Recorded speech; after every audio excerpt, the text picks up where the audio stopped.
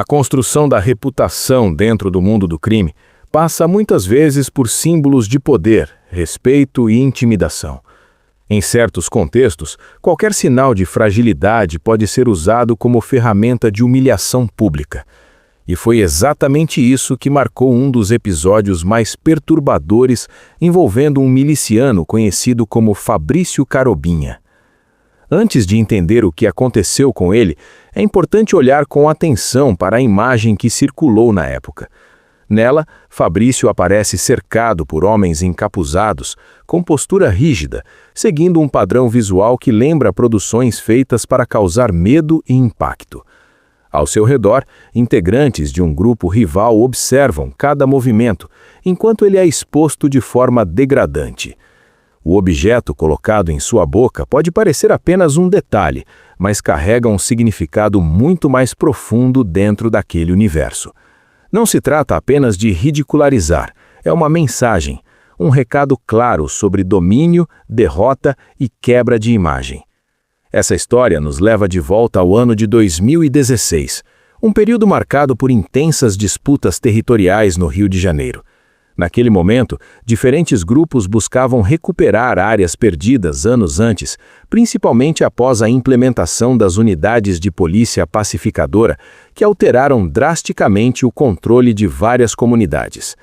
Com a mudança nesse cenário, organizações criminosas passaram a disputar espaço de forma ainda mais agressiva. Entre elas estava a ADA, Amigos dos Amigos, que naquele período ainda tinha relevância significativa, mesmo após perder algumas de suas principais lideranças.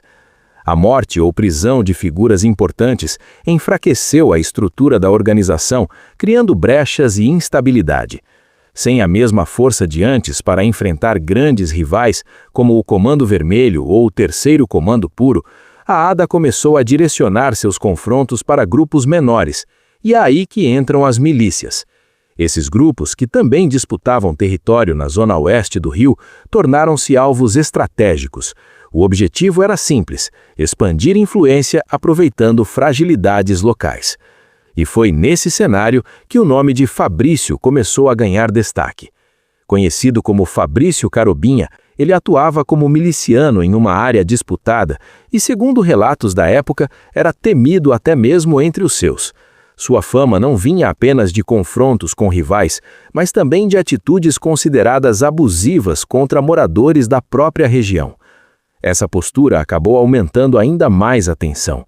Em meio a ataques e represálias constantes, a violência se tornava um ciclo. Um confronto levava a outro, sem previsão de fim. Em determinado momento, Fabrício teria se envolvido diretamente na morte de um integrante da ADA. Esse episódio mudou completamente o rumo da história. A partir dali, ele passou a ser um alvo prioritário. A resposta não demorou. Integrantes do grupo rival iniciaram uma busca até conseguirem encontrá-lo. Quando finalmente o capturaram, decidiram transformar aquele momento em algo maior do que apenas uma execução. Queriam enviar uma mensagem.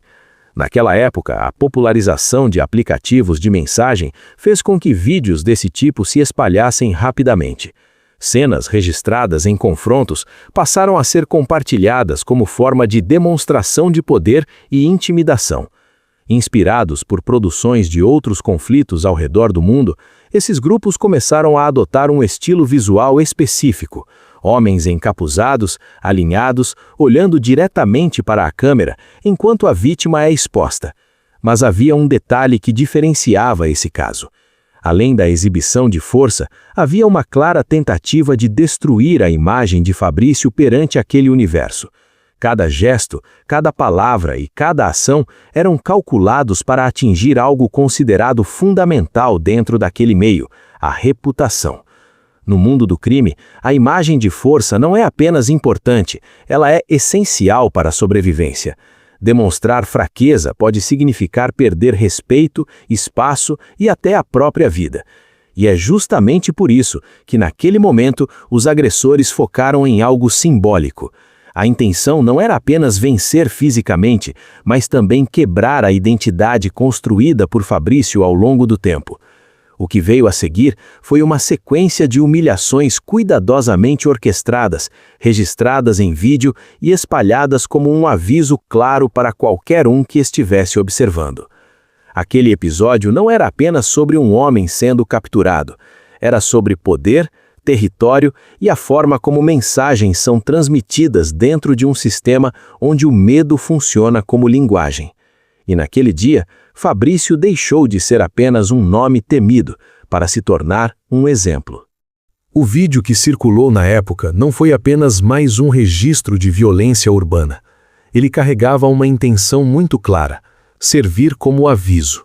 Não só para rivais diretos, mas para qualquer pessoa envolvida de alguma forma naquele cenário. A gravação mostrava mais do que um confronto vencido. Mostrava a construção de uma narrativa, um roteiro silencioso, onde cada detalhe tinha um propósito. A posição dos homens, o silêncio quebrado por comandos curtos, a forma como tudo era conduzido, nada parecia aleatório. Fabrício, que antes era visto como alguém temido em sua região, agora estava no centro de uma situação completamente oposta. Aquilo que antes era força, naquele momento já não existia mais. E dentro daquele ambiente, essa mudança de posição tem um peso enorme. No mundo do crime, reputação não é apenas uma questão de ego, é uma ferramenta de sobrevivência. Ela define quem avança, quem recua e quem se mantém de pé. Quando essa reputação é quebrada publicamente, o impacto vai muito além do indivíduo. O que os agressores fizeram naquele momento foi atingir exatamente esse ponto. A exposição, a forma como tudo foi registrado e divulgado, transformou o episódio em algo simbólico. Era como se dissessem: isso é o que acontece com quem cruza o caminho errado. E esse tipo de mensagem costuma se espalhar rápido. Naquele período, os aplicativos de mensagem funcionavam como verdadeiras redes paralelas de comunicação. Em poucos minutos, vídeos como aquele alcançavam diferentes regiões, diferentes grupos e diferentes níveis dentro das organizações. Não era apenas sobre mostrar poder, era sobre consolidar a autoridade. Ao mesmo tempo, esse tipo de prática revela um lado ainda mais complexo dessa realidade: a necessidade constante de provar força, de reafirmar posição, de manter uma imagem que muitas vezes é construída à base de medo. E esse ciclo se retroalimenta. Um grupo age de forma extrema para demonstrar domínio, outro responde da mesma forma, e assim a violência deixa de ser apenas um meio e passa a ser também uma linguagem. No caso de Fabrício Carobinha, o episódio marcou o fim de uma trajetória que já vinha sendo construída em meio a conflitos constantes. Sua atuação, considerada agressiva até mesmo dentro daquele contexto, acabou contribuindo para o desfecho. Mas o que chama a atenção não é apenas o fim em si, é a forma como ele aconteceu. A escolha de transformar aquilo em um espetáculo de intimidação mostra como o controle psicológico é tão importante quanto o controle físico dentro dessas disputas. Não basta vencer, é preciso que todos saibam que você venceu. E mais do que isso, é preciso que ninguém esqueça. Com o passar do tempo, muitas dessas histórias acabam se perdendo ou sendo substituídas por novos acontecimentos, novos conflitos, novos nomes, novas disputas. Mas alguns casos permanecem vivos justamente pelo impacto que causaram. Esse é um deles, porque ele expõe de forma direta como funcionam as regras não escritas daquele universo. Regras onde respeito é imposto, não conquistado, onde qualquer sinal de fraqueza pode ser explorado e onde o vazio deixado não demora a ser preenchido. Por novos nomes, novas disputas e, inevitavelmente, novas histórias. Histórias que seguem o mesmo padrão, o mesmo ciclo e o mesmo destino.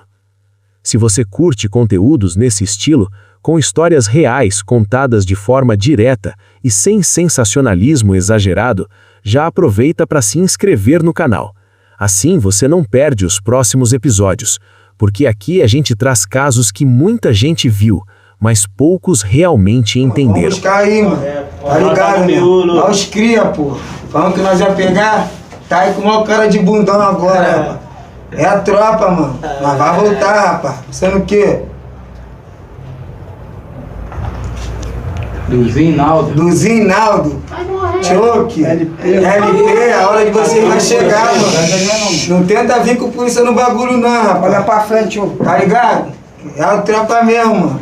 Toma aí na pista, é os cria, de novo.